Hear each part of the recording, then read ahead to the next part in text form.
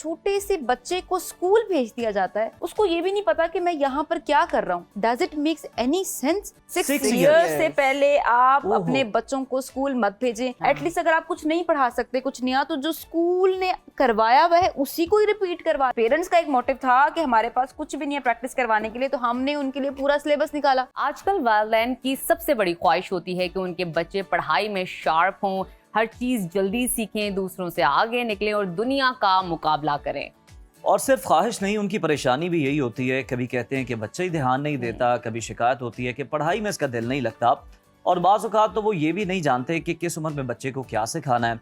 और फिर हमें ये भी देखने को मिलता है कि बाज़ वालिदैन बहुत जल्दी अपने बच्चों को स्कूल में दाखिल करा देते हैं, सिर्फ इस डर से कि कहीं वो दूसरों से पीछे ना रह जाए। लेकिन सवाल ये है कि पढ़ाई को बच्चों के लिए बोझ बनाए बगैर किस तरह उसको इंटरेस्टिंग बनाया जाए, मौसर बनाया जाए, और क्या होम स्कूलिंग वाकई इतनी ज़रूरी है जितनी दिखाई जा रही है, बताई जा रही है। इन्हीं तमाम चीज़ों पर आज डिस्कशन करने के लिए हमने अपने प्रोग्राम में स्टूडियो में दावत दी है educational consultant and CEO Cambridge worksheets doctor Suman Rao. Welcome to Suno Pakistan. कैसी हैं आप सुमन? शुक्र। सुमन, आपसे जानना चाहूँगी, सबसे पहली बात, जब बच्चा थोड़ा सा कहीं ना कहीं शार्प होने लगता है, समझदार होने लगता है, सीखने लगता है, और फ़ौरन से माँ बाप की ख्वाहिश होती है कि इसको स्कूल में डाल दें, उससे पहले किसी तरह की स्किल या किसी तरह की एक्टिविटीज़ बच्चों को सिखाना, उनके साथ करवाना ज़रूरी है, या उनको डायरेक्टली हमें स्कूल में एडमिशन दिला देना चाहिए? एक एग्जाम्पल से बात करूंगी कि अगर आप स्टूडियो में आए और आपके पास स्क्रिप्ट ना हो, हाँ, और आपको बिठा दिया जाए कि बस बोलना है, आप क्या बोलोगे? That is the same example कि जब छोटे से बच्चे को स्कूल भेज दिया जाता है, उसको ये भी नहीं पता कि मैं यहाँ पर क्या कर रहा हूँ, तो does it makes any sense? मैंने तो इवन तो ये देखा है कि वो माँ ना घसीट के वो बच्चा रो रहा होता है, उसको गेट से ले जाती हैं, और फिर ना वो एक वहां पे छोड़ती हैं अपने आप से कि पीछे हो जाओ। फिर एक आया जी आती हैं, वो भी घसीट के लेके जाती है, वो भी फिर घसीट के ले जाती हैं और उसको जाके क्लासरूम। ऐसी स्टडीज का आपने क्या करना है? एक बच्चा जिसको आप फोकस कराने में लगे हुए हैं कि उसको ABC अलिफ बे और 1 2 आ जाए, वो बच्चा जो अभी तक वॉशरूम ट्रेंड भी नहीं है, जिसको ये भी नहीं पता कि मैंने ड्रेसिंग कैसे करनी है, मुझे अगर कोई हरास करेगा, मुझे कुछ कहेगा तो मैंने रिस्पॉन्स कैसे करना है। सवाल यहाँ ये पैदा होता है कि क्या उम्र होनी चाहिए, कब बच्चों को भेजना चाहिए स्कूल में? पहले तो कहा जाता था कि 3 साल का बच्चा हो गया इसे स्कूल भेजें जनाब। पहले तो बड़ा फखर होता था, साडा पुत्र जड़ा है डायपर पा के स्कूल जाना सी, मतलब पैम्पर उसने लगाया हुआ है, लेकिन वो स्कूल जा रहा है और वो एक फखर की बात है।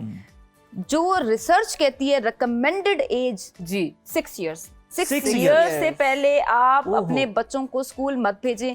6 साल की उम्र एक ऐसी उम्र है जिसमें वो फ्रीली इंडिपेंडेंट है। लेकिन फिर मुझे सुमन ये बताए कि उस 6 सालों में माँ बच्चे को किस तरह डील करे, क्योंकि माओ को तो उस साल के बच्चे जो है काम भी नहीं करने देते, उनकी अटेंशन डाइवर्ट भी नहीं होने देते। किस तरह उनको डील करे, किस तरह ट्रीट करे? देखिए, इस चीज को हमने मुश्किल बनाया है। सबसे मुश्किल जो एज होती है मुझे लगता है वो जब बच्चा बिल्कुल न्यू बॉर्न बेबी होता है, उसको 3 साल तक लेके जाना ही तो सबसे मुश्किल टाइम होता है। अच्छा। जब आपने सारा दिन उठना है, सारी रात उठना है, उसके बाद तो वो बड़ा हो गया है। लेकिन क्योंकि हमारे माइंड में ये एक चीज बैठी हुई है कि 3 साल के बाद बच्चा तंग करता है। समटाइम्स मुझे कोई 1-2 लेडी ने कमेंट किया, बच्चा अगर 6 बजे उठ जाएगा तो अब मैं क्या करूंगी?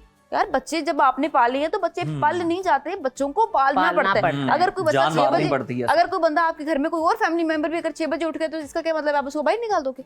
उसका मतलब ये है कि बच्चा आपका बहुत ज्यादा एक्टिव है, आप उसको चीजें, स्किल, एक्टिविटीज करवाएं। अच्छा सुमन, अब ये बताएं कि होम स्कूलिंग की बड़ी बात होती है, तो ये बताएं ये सबके लिए रेकमेंडेड है और किस तरह से इसको किया जाता है, क्या इसकी प्रॉस एंड कॉन्स है? देखिए, होम स्कूलिंग हमने एक बड़ी हवा बना दी है कि होम स्कूलिंग का मतलब है बच्चे घर पे रहेंगे, कुछ भी नहीं होगा और बच्चे सोशलाइज भी नहीं होगा। मैं खुद होम स्कूलिंग तो सबको करनी चाहिए, ठीक है, मुझे भी करनी चाहिए, जरा डिफाइन कर, मुझे भी पढ़ना चाहिए घर पे। हमने जो किस तरीके से वो भी जरा बता हमने जो एक नया अम्मा अब्बा ढूंढा है, सुबह का अम्मा अब्बा स्कूल और जो शाम का अम्मा अब्बा है वो ट्यूशन। तो अगर अम्मा अब्बा खुद अम्मा अब्बा बन के बच्चों को घर पे थोड़ा सा टाइम देकर पढ़ा ले तो इसमें कोई हर्ज नहीं है। एटलीस्ट अगर आप कुछ नहीं पढ़ा सकते, कुछ नया, तो जो स्कूल ने करवाया हुआ है उसी को ही रिपीट करवा ले। बिल्कुल ठीक। वो भी नहीं कर सकते, चले छोड़े, ये पूछने आपने आज क्या पढ़ा, आप मुझे भी पढ़ा दो आपने क्या पढ़ा।